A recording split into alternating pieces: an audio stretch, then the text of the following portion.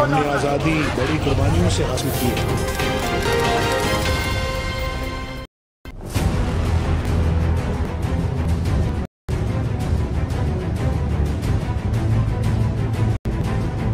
ये एहतसाब हो रहा है, ये क्या एहतसाब है भाई? ये तो मजाक है, ऑनेस्टली मजाक है। ये पाकिस्तान का वक्त जाया किया जा रहा है। मैं जमहूरी आदमी हूँ, जमहूरियत के लिए मैंने 13-14 साल जेल काटी है और किसी ने तो नहीं काटी। मुझे कदर है जमहूरियत की, इनको नहीं है, ना इसको है ना कप्तान को है, किसी को कदर नहीं जमहूरियत की सवाए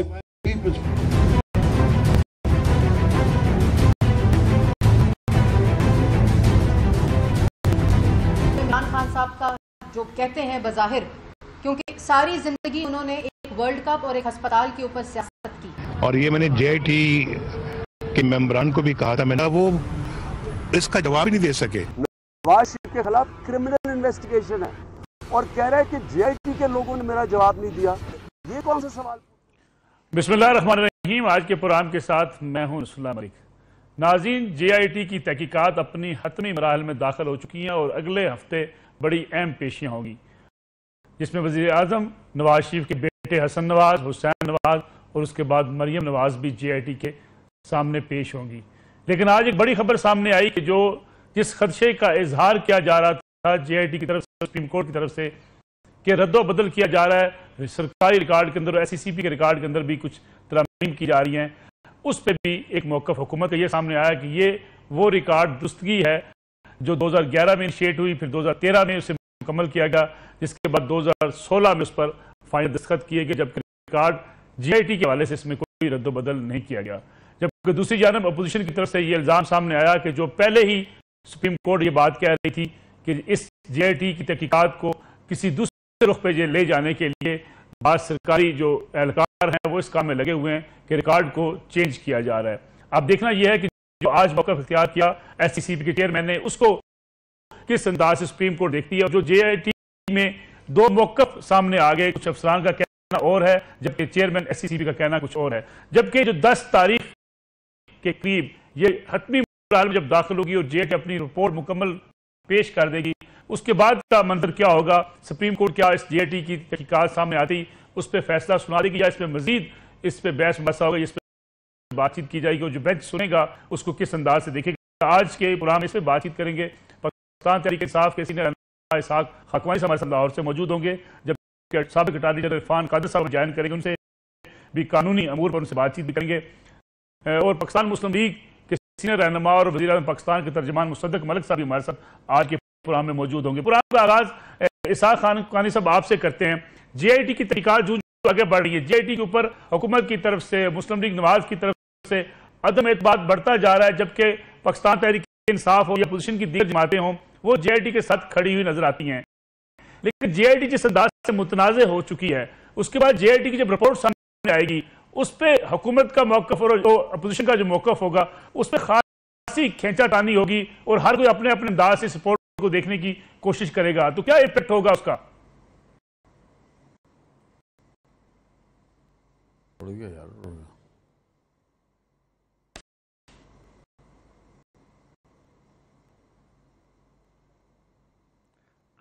इसहाक खाकवानी साहब, शायद उनसे हमारा राब्ता मुनक़ित हुआ। इरफान कादर साहब, आपकी तरफ आता हूँ। जिस JIT के ऊपर इतने एतराज़ात उठाए जा रहे हैं और ख़ास तौर पे जब ये कहा जा रहा है कि जो टेम्परिंग की बात की थी, आज की खबर भी आपने देखी होगी, अगर उस पर भी एक मौक़िफ़ ये सामने आ गया कि ये टेम्परिंग रिकॉर्ड की दुरुस्तगी के लिए की गई है और ये 2011 में इनिशिएट हुई, 2013 में इसको मुकम्मल किया गया, लेकिन फाइनल हतमी दस्तखत जो है 2016 में किए गए, जो JIT की तश्कील से पहले की तारीख बयान की जाती है। तो क्या आपको लगता है ये कि इसमें तरमीम का भी JIT और सुप्रीम कोर्ट की जो तहकीकात हैं उस पर कोई असर पड़ेगा? अगर आप सुप्रीम कोर्ट का फैसला सामने रख लें और उस फैसले की रोशनी में जो क्वेश्चन फ्रेम किए गए उनको भी सामने रख लें और वो 3 जजेस का फैसला भी सामने रख लें जिसके तहत JIT की तश्कील हुई है, तो और लीगल फ्रेमवर्क भी सामने रख लें, तो मेरे नज़दीक ये तमाम बातें जो है कि ये टेम्परिंग हो रही है, ये हो रहा है, वो हो रहा है, दीज आर ऑल, ये तमाम नॉन इश्यूज़ हैं। ये सिर्फ टाइम गेन करने की कोशिश की जा रही है और JIT को और ये सारे प्रोसेस को मुतनाज़ा बनाने की कोशिश की जा रही है, क्योंकि यहाँ पे जो कानूनी नुक्ते हैं वो कोई नहीं उठाए जा रहे, और वो ना PMLN इस वक्त उठा रहा है, और PTI जो है उन्होंने ऑब्वियसली पिटीशन फाइल की। और अगर आप देखें तो ये सारा मामला जो है ये टेकअप तो किसी इदारे ने नहीं किया था, हत्ता कि सुप्रीम कोर्ट में जब ये मामला आया था तो रजिस्ट्रार सुप्रीम कोर्ट ने भी इसको फ्रिवलेस करार दे दिया था। और उस वक्त के चीफ जस्टिस जो है ज़हीर जमाली, ये हो ही नहीं सकता कि उनके नाक के नीचे जो रजिस्ट्रार बैठे हुए थे इतने अहम केस में, उन्होंने उनसे पूछा ना हो। और किस तरह से रजिस्ट्री ने इतने बड़े केस को फ्रिवलेस करार दे दिया, जिसको कि सुप्रीम कोर्ट को इतने माह सुनना पड़ा, और सारे पाकिस्तान की नज़रें इस पे हैं। तमाम लीगल एक्सपर्ट्स जो हैं वो भी मुतफ़िका राय है कि ये केस जो है ये बहुत स्ट्रॉन्ग केस है, ये 4 दिन का केस था जिस पे कि इतने माह भी लग गए। तो ये तमाम चीज़ें जो है, इसका सारा क्रेडिट अगर आज कोई ले सकता है तो वो मैं समझता हूँ कि वो इसहाक खाकवानी साहब की जमात है। उसको इस हद तक हमें क्रेडिट देना होगा और दिल बड़ा करना होगा कि ये मामला उन्होंने उठाया, और उन्होंने आज सुप्रीम कोर्ट को और PMLN को, दोनों को एक तरह से बंद गली में वो ले आए हैं। अब आप सोचते होंगे कि सुप्रीम कोर्ट कैसे बंद गली में आ गई, PMLN कैसे बंद गली में आ गई। तो PMLN ने जिस वक्त सुप्रीम कोर्ट ने उनसे पूछा था कि आपको कोई एतराज़ात है हमारी जुरिस्डिक्शन पे, जो कि अब वो उठाने की कोशिश कर रहे हैं, तो उस पे साफ उन्होंने ये बात सामने आई थी। उन्होंने कहा था कि नहीं, हमें कोई एतराज़ नहीं है। जब खुद ही सबमिट कर दिया जुरिस्डिक्शन पे, तो अब इखलाकी तौर पे वो किस तरह से ये इश्यूज उठा सकते हैं JIT के खिलाफ। और सुप्रीम कोर्ट में पहली दफा हम देखते हैं एक डाइसेंट नजर आता है। सुप्रीम कोर्ट ने इसी तरह के मामलात पे जब सादिक और अमीन के इश्यूज पे पहले फैसले किए तो कभी डाइसेंट नहीं आया। अब जब PTI का केस आया, जब उसमें मियां नवाज शरीफ रिस्पोंडेंट थे, तो पहली दफा एक डाइसेंट नजर आया। क्यों नजर आया? क्योंकि सुप्रीम कोर्ट के जो मौजूदा सुप्रीम कोर्ट के जो खालिक हैं एतजाज अहसन साहब, उनको भी ये कहना पड़ा था कि मौजूदा सुप्रीम कोर्ट का एक टिल्ट है, एक सॉफ्ट कॉर्नर है PMLN की तरफ, और उसको सुप्रीम कोर्ट ने, मैं समझता हूं, काफी हद तक अब डिस्पेल भी किया। लेकिन डिस्पेल अभी तक पूरी तरह से इसलिए नहीं हो सका कि डाइसेंट आया। लेकिन आज भी डाइसेंट आया। हमने देखा कि वजीर आजम ने भी लंदन में जो मीडिया टॉक की, वजीर आजम भी JIT के खिलाफ बोले। फिर जिस तरीके से कहा गया कि JIT जो कुछ कर रही है उस पर बड़ी कड़ी तनकीद की उन्होंने। हुकूमती वज़रा भी जिस अंदाज से सुप्रीम कोर्ट के ऊपर बोल रहे हैं या JIT के खिलाफ बोल रहे हैं, तो उससे ये तासुर नहीं निकलता कि शायद उनके खिलाफ कुछ चीजें हो रही हैं जिसलिए उनको इतना बोलना पड़ रहा है? बिल्कुल, देखें उनका तो, उनके बारे में जो भी ऑब्जर्वेशंस आ गई हैं वो बड़ी डैमेजिंग है। लेकिन सवाल ये पैदा होता है कि ये मंतकी अंजाम तक मामला किधर जाएगा, मंतकी तौर पर मंतकी अंजाम इसका क्या होगा। इसमें जो 2 इश्यूज हैं, उसमें एक इशू तो करप्शन से रिलेटेबल है। वो जो करप्शन का इशू है, सुप्रीम कोर्ट उसमें ना तो ट्रायल कोर्ट है ना वो प्रोसिक्यूट कर सकती है, लिहाजा उस पे तो सुप्रीम कोर्ट इनको सजा तो नहीं दे सकती उस पर्टिकुलर इशू पे। दूसरा इशू जो रह गया वो जो 3 जजेस का फैसला है, उन्होंने कहा कि JIT की रिपोर्ट के बाद हम इनका डिस्क्वालिफिकेशन का इशू देखेंगे। अब टेक्निकली स्पीकिंग वो डिस्क्वालिफिकेशन जो है वो क्या उनके दायरा इख्तियार में है, कॉन्स्टिट्यूशन सामने रख लें। अब PTI जो है वो उन्होंने तो एक बहुत अहम पिटीशन लिया है और दोनों को बंद गली में उन्होंने डाल दिया। लेकिन मैं PTI से भी ये तवक्को करूंगा कि PTI को इस वक्त चाहिए कि वो किसी का साइड ना लें, ना वो सुप्रीम कोर्ट की साइड लें ना PMLN की लें। वो सिर्फ आइन को सामने रखें, क्योंकि कल को उनकी हुकूमत भी आएगी, और जब उनकी हुकूमत आएगी तो फिर वो यही अगर गलत स्टैंडर्ड्स आज अप्लाई होंगे तो उनको भी फिर ये प्रॉब्लम आएगी। क्योंकि यही मैंने वार्निंग दी थी इनको, बाकी सबको और सुप्रीम कोर्ट को भी, जब मैं अटॉर्नी जनरल था। तो ये जो बहुत जुडिशियल एक्टिविज्म चल रहा था, तो मैं उस वक्त कोशिश कर रहा था कि ये ना हो इस तरह से, और ये सब कानून के दायरे में रहे। लेकिन सुप्रीम कोर्ट कानून इतनी ज्यादा वो ओवर रीच थी सुप्रीम कोर्ट की तरफ से उस वक्त, कि आज वो जो भंवर क्रिएट किया था PMLN ने, उस भंवर में PMLN भी फंस गई है, सुप्रीम कोर्ट भी फंस गई है, और PTI बड़ी खुश है कि सुप्रीम कोर्ट फंस गई है और वो फंसने दे रही है, बजाय इसके कि PTI सुप्रीम कोर्ट का साथ दे और सुप्रीम कोर्ट को सही गाइड करे कि यार कानून ये है, आप कानून की तरफ चलें। लेकिन इस वक्त PTI में बहुत सारे लोग जो हैं वो बेचारे वो शॉर्ट टर्म पॉलिटिकल गेन्स की खातिर वो इस वक्त कानून से थोड़ा सा, मैंने देखा कि वो उनको या तो समझ नहीं आ रही है, उनको प्रॉपर गाइडेंस नहीं है। तो इस वक्त ये वक्त है, ये डिफाइनिंग मोमेंट है। इस वक्त हमें कानून के साथ रहना चाहिए और कानून के धारे पे PMLN को भी परखना है और कानून के धारे पे सुप्रीम कोर्ट का भी ट्रायल है, उसको भी परखना है। बिल्कुल ठीक, बिल्कुल ठीक है। इसहाक हक्कानी साहब, मैं आपकी तरफ आता हूं। इरफान कादर साहब ने बड़ी अहम बात की है, उन्होंने कहा कि पीटीआई ने बड़ा इसमें गेन किया कि पीटीआई इस केस को लेके गई, इस केस को उठाया, लेकिन पीटीआई को ना सुप्रीम कोर्ट के साथ खड़ा होना चाहिए ना हुकूमत के खिलाफ खड़ा होना चाहिए, बल्कि पीटीआई को आइन और कानून के साथ खड़ा होना चाहिए। जी, ये इरफान कादिर साहब बिल्कुल उनका एक पॉइंट ऑफ व्यू है, और वो चूँकि माहिर कानून है तो उन्होंने तो कानून की पासदारी के बारे में ज़रूर लोगों को बताना है, और इस पे आप और हम सब इस पे अमल करने की हमें तौफीक होनी चाहिए। और ये अगर कानून की पासदारी होगी तो वो सबके लिए एक मशअल राह बनती है, और सब उससे फ़ायदा उठाते हैं, मुल्क भी और कौमें भी उसी पर बनती हैं अगर कानून। मुसीबत ये है कि जितने अवामिल यहाँ पिछले 30 साल से नवाज शरीफ साहब के आने के बाद जब ज़ियाउल हक साहब ने इनकी पार्टी को बनाया और इनकी शख्सियत को आगे किया, उसके अंदर तमाम जो गैर कानूनी कामों का अमल था उनके साथ, उनको जिस तरीके से 88 का इलेक्शन लड़ाया गया, उनको जिस तरीके से सारे कुछ, ये सब चीज़ मारवाए कानून थी, और इसके अंदर तमाम कानूनों को पस पर्दा रख कर इनको आगे ले आया गया।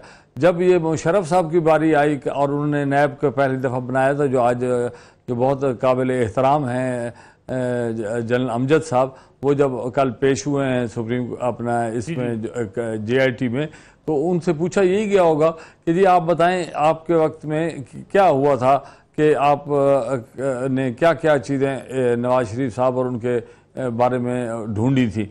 तो उन्होंने ज़रूर बताया होगा कि मैंने किस तरीके से इतने सारी फाइलें बनाई, इतने का चीज़ें बनाई, और वो सारी की सारी मैंने गवर्नमेंट के पास भेज दी, यही कहा होगा ना, क्योंकि या नैब के पास होंगी या गवर्नमेंट को भेज दी होंगी। और गवर्नमेंट ने उनके ऊपर कोई कानून के मुताबिक काम नहीं किया, ना कोई केस रजिस्टर हुआ, ना उसकी कोई चीज़ चली, बल्कि इनको जहाज़ पे बिठाकर इनके साथ एक मुआहदा करके इनको 10 साल के लिए एक राह फरार उन्होंने इख्तियार कराई। तो ये भी कानून के मुताबिक नहीं था। कानून तो उस वक्त ये था कि जिसने ज्यादती की है, जिसने पैसा बनाया है, जिसने यहाँ से मनी लॉन्ड्रिंग की है। एक सवाल यहाँ ये पैदा होता है खाकवानी साहब, एक सवाल यहाँ ये पैदा होता है जब हम बात करते हैं कि 12 अक्टूबर 99 को वज़ीर आज़म को मुल्क से बाहर निकाल दिया गया। चले उनके जाने को हम बाद में बहस करते हैं, लेकिन क्या यह दुरुस्त अमल था कि इलेक्टेड प्राइम मिनिस्टर को आप समझते हैं कि उसे पकड़ के मुल्क से निकाल दिया जाए, ये दुरुस्त अमल है? नहीं, देखें ये इससे एक अमल ज़रा एक दिन पहले चले 99 से एक दिन पहले से ये किस किस्म का कानून है कि आप IG सिंध को कहें कि जाकर चीफ ऑफ आर्मी स्टाफ को गिरफ्तार करें? ये किस किस्म का कानून है? जब आप उस कानून को खुद तोड़ते हैं, जब आपके पास ये अख्तियार है कि आप अगर एक ऑफिसर को किसी ज़ाब्ते के तहत हटा सकते हैं तो वो ज़ाब्ता इस्तेमाल करना चाहिए था।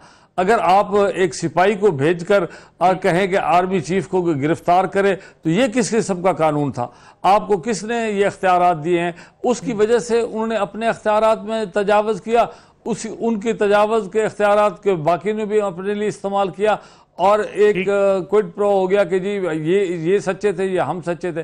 तो एक झगड़ा पैदा करने की सूरत में अगर मैं एक प्राइम मिनिस्टर होता और मेरा चीफ ऑफ आर्मी स्टाफ मेरे साथ इस तरह करता जो कि उनके ऊपर इल्ज़ाम है, तो मैं कहता कि ये मेरे इख्तियार में है, इस कानून के तहत मैं फ़लाँ को बर्खास्त करता हूँ और या मैं उसको फ़लाँ को अपॉइंट करता हूँ, ये मेरे इख्तियारात में है। मैं अगर करता और मुझे निकाल दिया जाता, मुझे कोई आके खड़ा होकर मुझे सज़ा दे देता गैर कानूनी तौर पे, तो लोग मेरी तारीफ़ करते या उस आदमी की तारीफ़ करते कि जिसने कानून को अपने हाथ में लिया? पहले मैंने अपने हाथ में लिया, उसके बाद आपके साथ जो हुआ वो उसका रद्द अमल था। तो बात यह है सर मलिक साहब के कानून की पासदारी बड़ी मुश्किल है जब यहाँ पर बड़े लोग और बड़े कदावर लोग जिनके हाथ में पाकिस्तान की बागडोर हो वो खड़े होकर गलत तरीके से इस्तेमाल करेंगे तो उसका रिएक्शन फिर इसी तरह ही होगा। मलिक साहब ठीक है खाकवानी साहब, यही तो, लेकिन हुकूमत के जो लोग हैं वो मुस्लिम लीग नून के लोगों को ये कहने का मौका मिल गया ना कि सिर्फ उनकी खिलाफ कार्रवाई हो रही है, बाकी पनामा में जिसका नाम आया किसी के खिलाफ कार्रवाई नहीं हो रही। मैं आपकी तरफ वापस आता हूँ। मुस्तदक मलिक साहब ने हमें जान के तर्जमान है वज़ीर आज़म पाकिस्तान के। मुस्तदक मलिक साहब, आज जो खबर सामने आ गई कि SCP के रिकॉर्ड के अंदर तरमीम की जा रही है, पहले खदशे का इजहार किया गया था कि हुकूमत शायद कुछ चेंजेस करवा रही है, तो आज ये खबर सामने आगे के बाकी चेंजेस तो हो रही हैं। जी हाँ, ये खबर आज सामने आई है। अभी वो जो FIA की इन्वेस्टिगेशन है उसकी ऑफिशियल खबर तो सामने नहीं आई, लेकिन क्योंकि हमारे जो जर्नलिस्ट हैं, बड़े क्रेडिबल जर्नलिस्ट हैं जिन्होंने खबर निकाली है, तो अगर इसके अंदर कोई हकीकत है और किसी ने फर्ज की है तो फिर उसको करार वाकई सजा जो है मिलनी भी चाहिए और मिलेगी भी, इसमें तो कोई शक नहीं है। एक बात बहरहाल उन्हीं की, अगर आप उनकी आज की जो ऑब्जर्वेशंस हैं उन्हीं को मद्देनजर रखें तो उसके अंदर उन्होंने ये भी बड़ी वजाहत के साथ लिखा है कि 2013 के अंदर ये केस जो था वो खत्म कर दिया गया था और इस हुकूमत के कायम होने से पहले मई के महीने के अंदर ये केस जो है ये खत्म हो चुका हुआ था और उससे पहले 2 खतूत जो हैं इंग्लिस्तान में लिखे गए थे कि ये केस खत्म हो गया है, इसको दाखिल दफ्तर कर दिया जाए। और एक जो चीज नई उन्होंने कोताही की थी वो ये थी कि जब केस यहाँ पर खत्म हो गया तो उनको यहाँ पे फाइल के ऊपर साइन करना चाहिए था। आज जो हमारे जो जर्नलिस्ट दोस्त हैं जिन्होंने आज ये खबर निकाली है उनके मुताबिक ये 2016 के अंदर वो कहते हैं कि लिखी गई फाइल को क्लोज किया गया, लेकिन उस पर 2013 की तारीख डाली गई। अगर ऐसा कुछ हुआ है तो जरूर उसकी इन्वेस्टिगेशन होनी भी चाहिए और होगी भी, इसमें तो कोई दो राय नहीं। लेकिन मुस्तफा मलिक साहब, क्या इससे वो जो क्या सराहियां की जा रही थी, ये इल्जामात लगाए जा रहे थे कि हुकूमत चेंजेस कर रही है कुछ रिकॉर्ड्स के अंदर, तो वो क्या फिर साबित नहीं हो जाता कि वाकई हुकूमत कहीं ना कहीं अपने हक में रिकॉर्ड जो है वो तब्दील करवा रही है? देखिए, उसमें 2 चीजें हैं। एक तो ये है कि इसका जो इस वक्त पैनामा का केस है उससे क्या ताल्लुक है। पहले तो ये एक बात जो है वो सामने आनी चाहिए कि क्या ऐसा है अभी ये जो 50 कंपनियों के कागजात मांगे गए हैं तो उससे एक तासुर ये भी मिलता है कि पहले तो ये बात यहाँ से शुरू हुई थी कि 4 कंपनियां, 4 फ्लैट्स हैं या 3 फ्लैट्स हैं या 2 फ्लैट्स हैं, मुझे याद नहीं है। और ये साबित करना है कि ये फ्लैट्स जो हैं ये मलकियत में कैसे आए शरीफ खानदान के, कब आए शरीफ खानदान की मलकियत में और इनके सोर्स ऑफ परचेज क्या था, यानी इसको जो खरीदा गया तो पैसे कहाँ से आए थे और वो पैसे क्या लीगल थे। और जैसा कि उन्होंने कहा कि हमने ये, शरीफ खानदान ने कहा कि हमने ये पैसे जो हैं बाहर से कमाए थे और हमारी एक इन्वेस्टमेंट थी जिसकी फाइनल सेटलमेंट में ये सामने आई। एक तो वो तफ्तीश है, मगर एक दूसरी तफ्तीश जो अब हो रही है उसका दायरा कार ये है कि पिछले 50-60 साल के अंदर जितनी भी फैक्ट्रियां बनी है, मेरे ख्याल में 50 के लगभग फैक्ट्रीज जो हैं उनको उनके तमाम कवायद मांग लिए गए हैं और एक तरह से एक तासुर मिलता है कि शायद विच हंट हो रही है कि किसी ना किसी फैक्ट्री में कुछ ना कुछ गलत निकल आए ताकि प्राइम मिनिस्टर को किसी ना किसी तरीके से रिमूव किया जा सके। तो अगर आज की ये जो तमाम ये जो शुगर मिल का मामला है, चौधरी शुगर मिल का, अगर इसका ताल्लुक कोई उन फ्लैट से है तो बिल्कुल बात ठीक है, लेकिन अगर फ्लैट से नहीं है ताल्लुक तो फिर इससे ओरिजिनल केस जो है उसके ऊपर तो कोई रोशनी नहीं पड़ती है। ये तो एक नया केस जो है वो बनाया जा रहा है और हुकूमत तो बड़ी वाज़ेह शक्ल में कह चुकी है कि हुकूमत के ज़ेरे असर ये कार्रवाई नहीं हुई। ये जो अगर टेम्परिंग अगर हुई है तो इसका हुकूमत से कोई ताल्लुक नहीं है।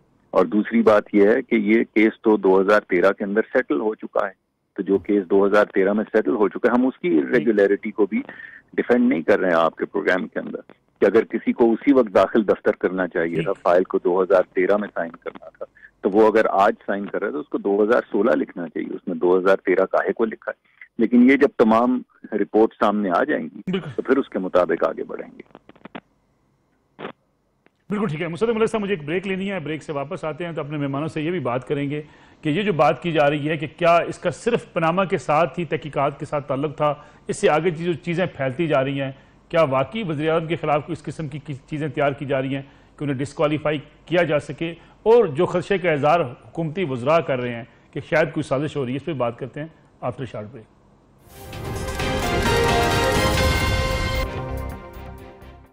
और हम एक बार फिर खुशामदीद। इरफान कादर साहब, आपकी तरफ आता हूँ और बड़ी अहम चीज़ आपसे आज हम जानना चाह रहे हैं कि ये जो JIT के सामने 13 सवालात रखे गए थे, उससे JIT हट के आप कुछ बयानात कलमबंद कर रही है, जैसा कि शरीफ फैमिली के जो बच्चे हैं उनको भी बुलाया गया, उनके बयानात कलमबंद किए जा रहे हैं और ये भी कहा जा रहा है कि उन बयानात के अंदर तजाद तलाश किया जा रहा है।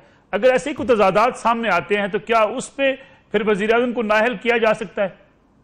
देखें, JIT का जो मैंडेट है ना, वो सारा अगर सुप्रीम कोर्ट का फैसला पढ़ें तो उसके तनाज़ुर में मैंडेट काफ़ी वसी इसलिए है कि उसमें सिर्फ वो प्रॉपर्टीज़ नहीं है जिसकी निशानदेही PTI ने अपनी पिटीशन में की है, जिसको हम लंदन प्रॉपर्टीज़ बोलते हैं या जो प्रॉपर्टीज़ जो हैं वो पनामा लीक के नतीजे में हमारे सामने आती हैं, बल्कि उन्होंने बड़ी डिटेल में सुप्रीम कोर्ट ने डिस्कस किया। उन्होंने कहा कि ये एक over a long period of time मियां नवाज शरीफ साहब जो हैं वो पाकिस्तान के 2 दफ़ा वज़ीर आला, 3 दफ़ा वज़ीर आज़म रहे हैं और उस दौरान में वो through out holder of public office थे।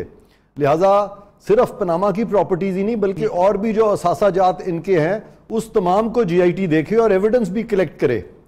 तो लिहाजा ये जो ख्याल है कि जी ये सिर्फ, और फिर ये मुसद्दिक मलिक साहब जो फरमा रहे थे कि जी वो केसेस जो थे कंक्लूड हो गए थे, वो डेफिनेटली हो सकता है कोई टैक्स साइड पे कोई मामले जो हैं वो कंक्लूड हो गए हों, लेकिन वो जो टैक्सेशन साइड पे जो मामले कंक्लूड होते हैं उसका ताल्लुक नेशनल अकाउंटेबिलिटी ऑर्डिनेंस जहां क्रिमिनलिटी आती है उससे नहीं है। और इसीलिए नेशनल अकाउंटेबिलिटी ऑर्डिनेंस का जो रेलेवेंट सेक्शन है, प्रोबेबली मेरा ख्याल है सेक्शन 3 है, उसमें कहा गया कि नेशनल अकाउंटेबिलिटी ऑर्डिनेंस ओवरराइड करेगा पाकिस्तान के तमाम कवानीन को जहां तक कि क्रिमिनलिटी का मामला है। तो लिहाजा ये जो चूंकि 85 से ऑनवर्ड जो भी कोई होल्डर ऑफ पब्लिक ऑफिस बनता है तो वो लॉ उसको अप्लाई ऑटोमेटिकली कर जाता है। तो अगर उस पैराए में ये तमाम तफ्तीश जो है या उसके लिए कोई शवाहद इकट्ठे किए जा रहे हैं तो उस हद तक इनका ये कहना, अगर GIT को फर्ज किया, अगर ये वैसे समझते हैं कि GIT की कानूनी हैसियत नहीं थी, जिस तरह मैं बार बार ये शुरू से ये कह रहा हूं, तो इनको कोई कानूनी एतराज उठाना चाहिए था। इन्होंने वो एतराज नहीं उठाया। अब जब इन्होंने अपनी डोर सुप्रीम कोर्ट के हाथ में दे दी है और ये वही सुप्रीम कोर्ट है जिसको इन्होंने बहाल कराया था, तो अब कम से कम इनको चाहिए इखलाकी तौर पे उस सुप्रीम कोर्ट पर यकीन करें, क्योंकि PTI भी बहुत आगे थी कि जी हमने बड़े बहाली में रोल प्ले किया है। और जब PTI के खिलाफ एक फैसला एक कमीशन ने दिया था जो कि सुप्रीम कोर्ट के चीफ जस्टिस और एक और जज साहब पे मुनहसर था, तो उस में PTI ने फिर वो इलेक्शन के मामले में वो फैसला बावजूद सारे सुकम के वो फैसला माना था PTI ने। तो अगर PTI ने भी फैसला माना था इस अदलिया का, तो जिन्होंने सबसे बड़ा रोल प्ले किया उसको बहाल करने का। और फिर एक और बात आपको बताऊं कि ये जो कानून है जिसके तहत जो लीगल फ्रेमवर्क जिसके तहत के मियां साहब का केस आता है, क्लॉज 5 ऑफ सेक्शन 9, इसको भी पहली दफा मियां साहब की हुकूमत में इंट्रोड्यूस किया गया था कानून में। तो अपने ही बनाए हुए कानून और अपनी ही बनाई हुई अदलिया, तो कम से कम इन पे तो इक्तफा करे, इनको तो माने। अगर अपने बनाए हुए कानून को भी नहीं मानेंगे। इरफान साहब जी ठीक है, लेकिन इरफान साहब अगर GIT अपनी रिपोर्ट पेश करती है, 10 दिन उसमें बाकी हैं, तो उस रिपोर्ट के बाद फिर फर्दर क्या होगा? उसके बाद फौरी फैसला सुप्रीम कोर्ट का ये बेंच दे देगा कि या उसको मजीद उस GIT की जो रिपोर्ट होगी उस पर फिर फर्दर बहस वैसा होगा? देखें, GIT की रिपोर्ट के बारे में जो उन्होंने सुप्रीम कोर्ट ने लिखा, उन्होंने कहा जैसे जैसे हमें पीरियोडिकल रिपोर्ट्स मिलेंगी तो हम डिस्क्वालिफिकेशन के मामले को भी टच कर सकते हैं, उस पर भी फैसला दे सकते हैं। लेकिन बावजूद इस सारी चीज के काफी पीरियोडिकल रिपोर्ट्स 3 आ चुकी हैं, लेकिन उन्होंने डिस्क्वालिफिकेशन को अभी तक टच नहीं किया। और ये जो 60 दिन दिए गए हैं, ये भी ये जो 3 जज साहबान ने दिए हैं, इसका फायदा उन्हीं लोगों को हुआ है या उसमें वो मियां साहब की फैमिली को हुआ, क्योंकि इससे पहले भी सुप्रीम कोर्ट के जितने इकदाम आते हैं, रजिस्ट्रार साहब का इकदाम जिसका मैंने अभी जिक्र किया, उसका फायदा भी मियां साहब को हुआ था जब PTI की पिटीशन फ्रिवलस करार दे दी गई थी। और उसके बाद जब जहीर जमाली साहब 15 दिन पहले बेंच छोड़ के चले गए, उसका फायदा भी मियां साहब को हुआ। और ये GIT बनने को, और इन्होंने सही मिठाई बांटी थी, इसी बात की मिठाई बांट रहे थे कि हमें 60 दिन मजीद मिल गए हैं। और इससे पहले खाकवानी साहब आपको बताएंगे, खाकवानी साहब ने एक बड़ा अच्छा केस किया था और वो एक जज साहब थे, वो बड़े मशहूर थे अपने इन मुनफरिद हेयर स्टाइल की वजह से। और वो जज साहब जिस तरह वो कोर्ट की प्रोसीडिंग्स हुई थी, मैं बिल्कुल हंसी की बात नहीं है, मैं बड़ा सीरियसली बात कर रहा हूं। इसाक खाकवानी साहब आपको बताएंगे कि जिस तरह से कोर्ट की प्रोसीडिंग्स हुई, जी कई दिन वो हमें सुनना नहीं चाहते थे और उन्होंने किया, उन्होंने केस क्वेटा में लगा दिया। हम इस्लामाबाद जाते थे, इस्लामाबाद रजिस्ट्री में फाइल हुआ, तंग करने के लिए उनको। तो मैं समझता हूं कि सुप्रीम जुडिशियल काउंसिल में उनका मिसकॉन्डक्ट का बकायदा केस PTI को उठाना चाहिए था, खाकवानी साहब को उठाना चाहिए था। और मैं खाकवानी साहब पे काफी नाराज भी हूं इस वजह से, उनके सामने सारी चीज हुई थी और खाकवानी साहब एक बड़े ही यानी अच्छी रेपुटेशन वाले शख्स हैं। तो ये आपको खुद बताएंगे उस केस में क्या हुआ था, उसका फायदा किसको हुआ था। तो ये सारी बातें जो है आप सुप्रीम कोर्ट को डिस्पेल करनी पड़ेगी। खाकवानी साहब एक तो इसका भी जवाब दे दीजिएगा कि आपने वाकई क्यों नहीं सुप्रीम जुडिशियल काउंसिल में ये मसला उठाया। दूसरा एक चीज एक और बताइएगा कि देखिए अब इस वक्त मुस्लिम लीग नवाज ये कह रही है कि 98 में जो है उन्होंने धमाके किए और उसके बाद 99 में उनकी हुकूमत हटा दी गई। अब फिर CPAC का मामला है और PTI फिर साजिश कर रही है। ये साजिश का इल्जाम PTI के ऊपर क्यों लग रहा है?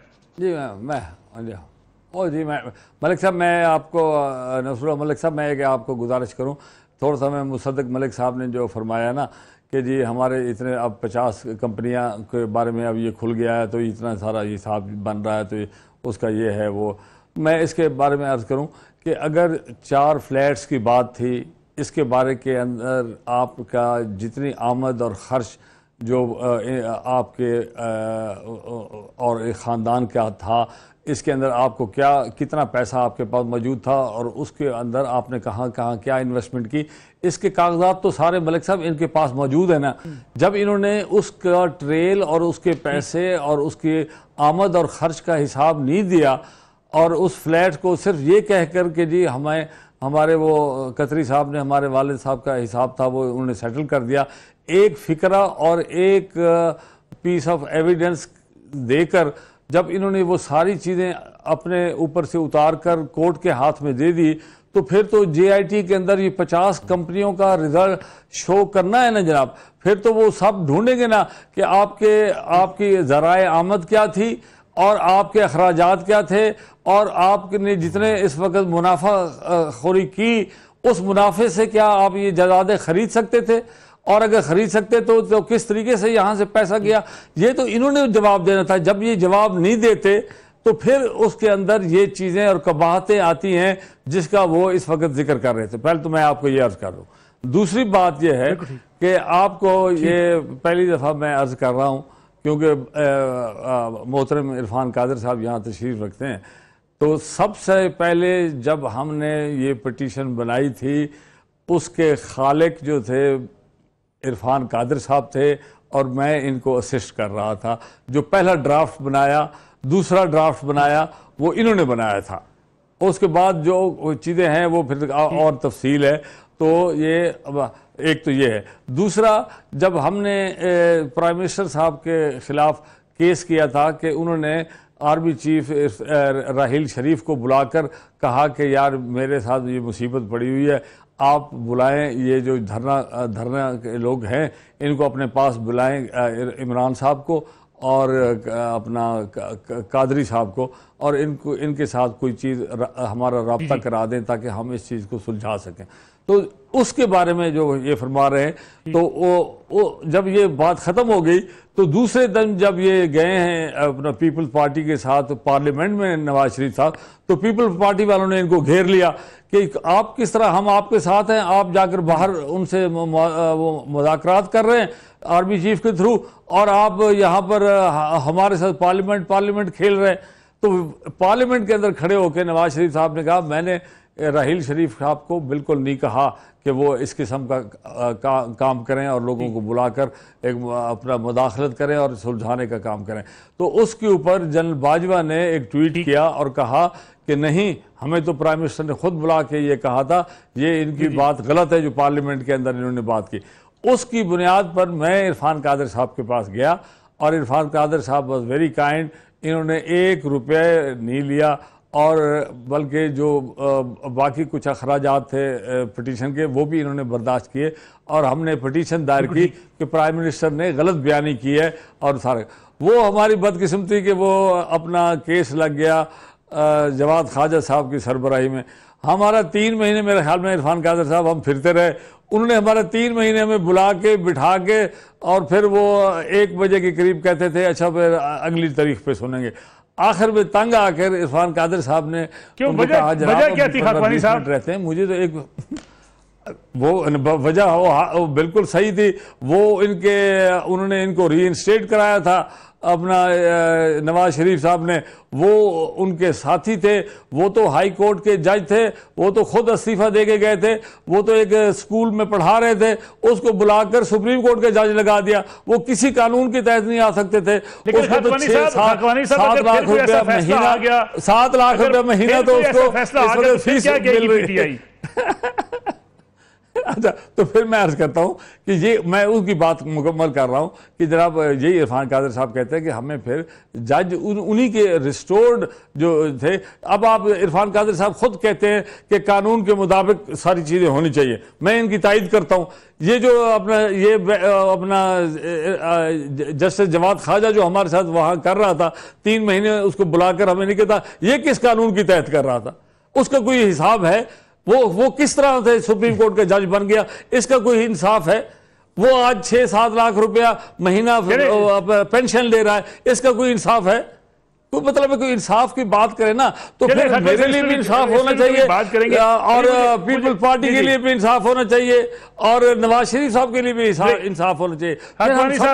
एक और ब्रेक लेते हैं, ब्रेक से फिर वापस आते हैं तो अपने आखिरी सेगमेंट में ये भी बात करेंगे कि क्या तौक़ुआत की जा रही हैं, और हुकूमत भी सुप्रीम कोर्ट JIT के खिलाफ बोलना शुरू हो गई है, तो कल अगर फैसला आता है तो पोजीशन फिर इस पर क्या बोलेगी, इस पर भी बात करते हैं आफ्टर शॉर्ट ब्रेक। और हमें एक बार फिर खुशामदीद। इरफान कादर साहब आपकी तरफ आते हैं और आपसे ये जानना चाहते हैं कि ये जो JIT अपनी रिपोर्ट पेश करेगी 10 जुलाई को, उसके बाद नए सवालात सामने आ सकते हैं, कुछ नई तहकीकात की बात हो सकती है, क्योंकि जिस अंदाज से JIT ने अपनी तहकीकात की है, बहुत से लोगों को इंटरव्यू किया है और बहुत से लोगों से बयानात रिकॉर्ड किए हैं, उसके बाद क्या 10 जुलाई के बाद हम समझें कि फौरी फैसला आ जाएगा या नई प्रोसीडिंग का आगाज भी हो सकता है, नया बेंच बन सकता है? JIT की रिपोर्ट के बाद मैं नहीं समझता कि JIT या सुप्रीम कोर्ट इनको क्लीन चिट दे सकती है।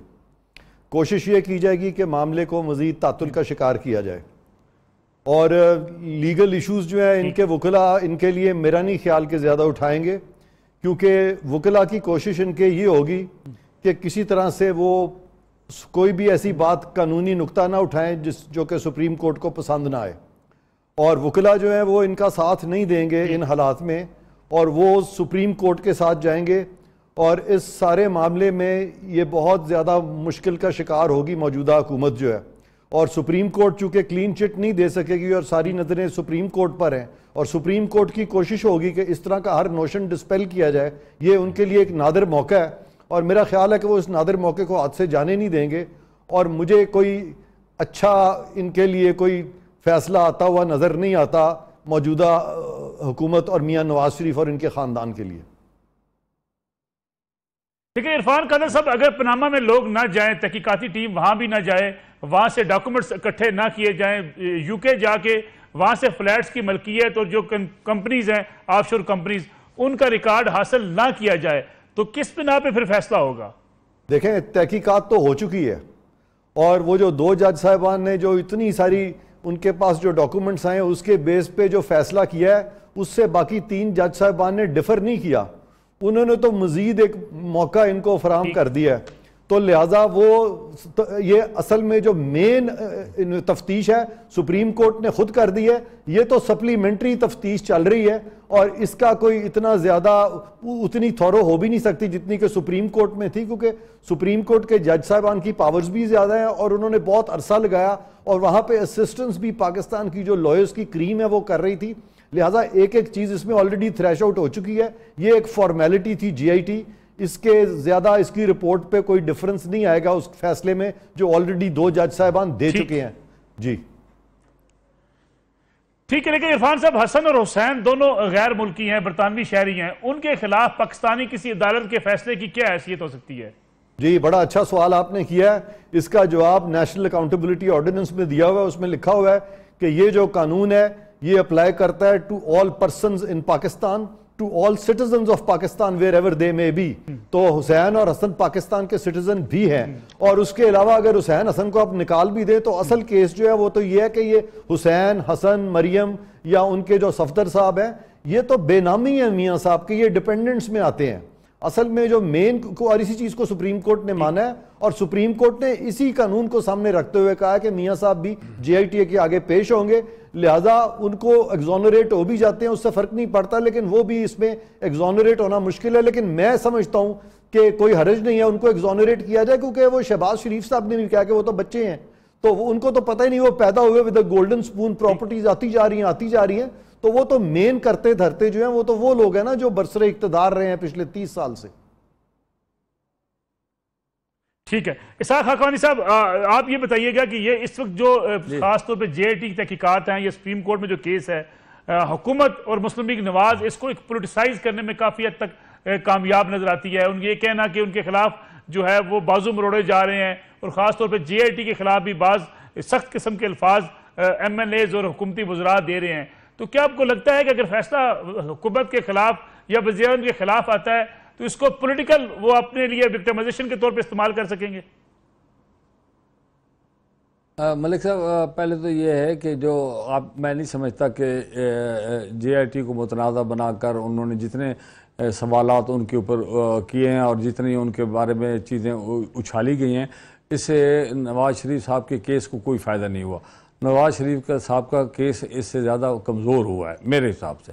हो सकता है मैं गलत हूँ, मगर मेरा ख्याल ये है कि अगर इन्होंने उनके मुआवनत करनी चाहिए थी JIT के पास 13 सवाल हैं, उनके अंदर उन सवालों का असल में रद्द करना है, उसका जवाब इनके हक में आना चाहिए। इसके अंदर खड़े होकर किसी का फ़ोटो निकालना, किसी का जाकर वहाँ अंदर कि मुझे 4 घंटे बिठा दिया, किसी को 3 घंटे बिठा दिया, उसके ऊपर एक इशू क्रिएट करना, वो सवाल मलिक साहब नहीं है। सवाल है कि इन 13 सवालों में से इनको अपना तखफीफ होनी चाहिए थी, इनके हक में उसके जवाबात आने चाहिए थे जिससे इनको फ़ायदा होता। उनसे मुझे नहीं लगता कि इनको कोई फ़ायदा हुआ है।